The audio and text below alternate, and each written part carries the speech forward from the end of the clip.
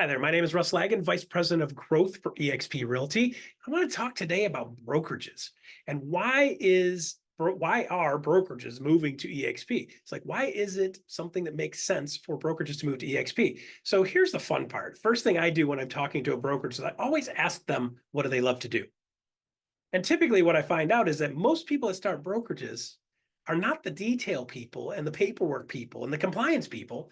They typically end up having to hire those people after they get the brokerage up and running. Typically, the person is starting a brokerage, in my experience, I've seen thousands of them, are people that are saying, like, I want to love people, train people, teach people, grow people into being successful like I am. And I want to be able to get a little piece of everything they do by helping teach them, train them, coach them to be amazing by being under a brokerage. So they start the real estate brokerage. And what happens is they're under either their own umbrella, they're under their own umbrella, or if they're under a franchise. So let's just say they're under a franchise umbrella and the franchise provides certain things for them.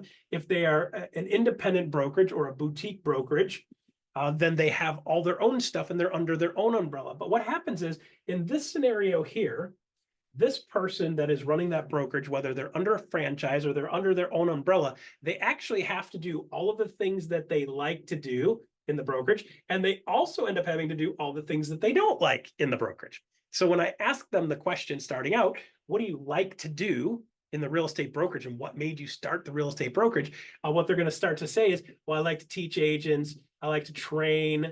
I like to coach. I like to mentor. I really love helping people take their business to the next level. I like the mastermind component of it. I like the being able to make a difference in their life component of it. It's all a lot of the touchy-feely things that make all the difference in the world. And I said, okay, great. So what else do you like to do? And once in a while, I'll be like, well, I like to golf and I like to boat and I like to vacation. Like, okay, cool. That's good. I love that too. Okay. I said, so what I noticed is you didn't mention, here's a list of the things you didn't mention. You didn't mention compliance. You didn't mention bookkeeping. You didn't mention accounting. You didn't mention legal stuff. You didn't mention dealing with the leases. You didn't mention dealing with E&O insurance. You didn't mention dealing with lawsuits, right? A lot of stuff in NAR right now, right? Lawsuit stuff. You didn't mention having to deal with ethics complaints, dealing with the boards, dealing with the MLSs, dealing with tech-related issues, right? As soon as you become a brokerage, next thing you know, you're tech support, right? Or if you're lucky, you get some young kid that comes in that doesn't have anything better to do, and they'll help support your agents in tech support. But that gets old for them real quick when they're dealing with people like me that have trouble cutting and pasting stuff. Okay. So they don't actually love that stuff, but they end up having to do it. So what happens is this person starts building a brokerage, and what they do is they get to 10 to 15 agents pretty quick, right? 10 to 15 agents pretty quick. And they're like, wow, I got it pretty quick. Cool. So what happens is they're doing all these things that they love. And then people see them doing that. And they're like, I want to join that brokerage too. Well, the problem comes in when they get in that 15 to 25 range of real estate agents. Here they're doing like 90% of the stuff that they love and 90% of the stuff that they love and 10% of the stuff that they don't love. When they get to 15 or 25 agents, they're at 70% of the stuff they love and 30% of the stuff that they don't love. So what happens then is typically this person still, even at this number, they still have to sell houses to pay the bills.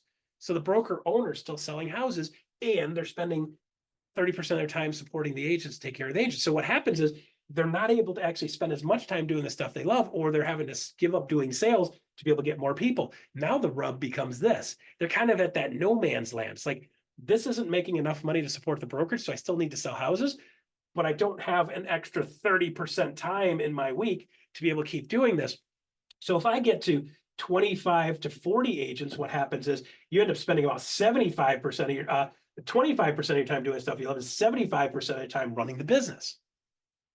Yeah, so they end up getting stalled. So a lot of brokerages get stalled at that 25 to 40, or they'll push through and they'll get to 50 or 60, and then they're spending 90% of their time doing the stuff they don't love and 10% of the time doing the stuff they love. And there's no time to sell houses, which means chances are they're probably losing money. Most of these small brokerage, boutique brokerages, when they're 15 and 20 and 25 agents, they're losing money every month unless they're running super, super, super lean. And trust me, I see this every single week with brokerage after brokerage after brokerage, meeting one in about an hour. They're running about 15 agents. They're actually losing about $12,000 a month. 12, which means the owner's selling one house every month. The whole commission for the sale of a house at 12 or 400,000 is going to just keeping the place even. They don't even get to put money in their pocket till they get their second closing of the month. The first one's just to keep the place from going under. So you get in this death loop where the more people you get, the less you do what you like. So the question of the day is, well, how many people do you want?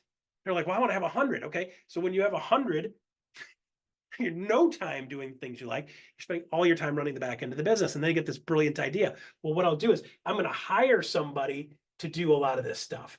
Well, the problem is that person costs them $50,000 to $60,000 a year, which means I need to add 30 more agents just to get this guy covered. So I'm now at 30 agents plus on 40. So I'm at 70 agents. I'm still making the same dollars I was making at 30 and 35. And you end up in this spiral where I get more people, but it costs me more money. I get more people, and it costs me more money. A lot of brokerages in this position are breaking even or even losing a little bit of money every month. And some of them are losing substantial money every month. And at some point, they just say, I've had enough, Russ. So what we're talking about here is we're not talking about taking you and moving you over to eXp. And here's what people think. They're like, well, then I'm going to go under the eXp umbrella, right? I'm like, no, no, no, no. We're not putting you under the eXp umbrella. We're putting you on the eXp platform. Okay.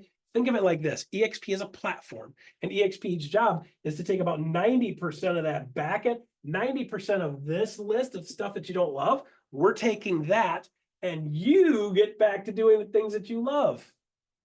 So eXp is running the back end of the business. They're dealing with all the compliance and the ethics and the rest of that stuff, tons of support and teaching and training and the handling agents and dealing with tech. All of that stuff, majority of that stuff is handled by eXp, which means you get back to doing 90% of what you love and 10% of what you don't love. You're always going to have a little bit of that stuff. If you're running a team, if you run your team over here, you're still going to have some of that stuff that you have to handle. That's team stuff, back end stuff. But this gets you back to doing 90% of the stuff you do love.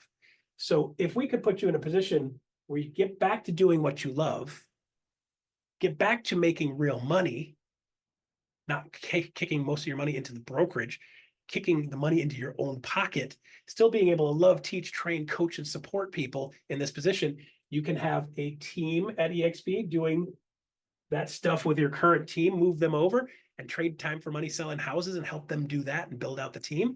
And you also have the ability to build out an organization. So a lot of these people here will say, hey, Russ, here, I wanted to have 100 agents because I love teaching, training, coaching, and right? You already told me that.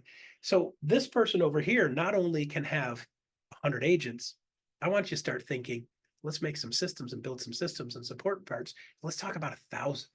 What if you could influence 1,000 people or 2,000 or 3,000?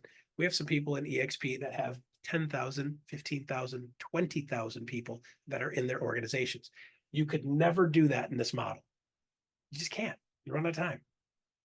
But in this model, you have the ability to have massive amounts of influence long term. So for you, if you're struggling, kicking, scratching, fighting, pulling every day just to get to even, if you're having a challenge being able to get back to doing the stuff that you love and you're mired in doing things that you don't love and not making money, by moving over to eXp and jumping on our platform, you can do all the things that you want, get you back to doing what you love, and get you back to being the person that you want to be and being able to build yourself a legacy while helping other people sell more houses.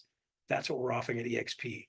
That's what eXp really is to you guys out there that are wondering, how does eXp work for brokerages? If you want to have more conversation about that, reach out to the person that sent you this video, or don't hesitate to reach out to me or the growth team at eXp. We can help you have this conversation and see how we can help you make that happen in your life. If you want that to happen, we can show you how. It just takes a couple of simple steps to work you through the process to help you make the best decision of your life, to get you back to doing what you love and living the life of your dreams, not being a doormat, not losing money, not working your butt off and making no dollars. Let's get you back to what you really wanted to do in the first place. I'm Russ Lagan, part of the growth team of eXp. Hope you enjoyed that video. See you on the next one.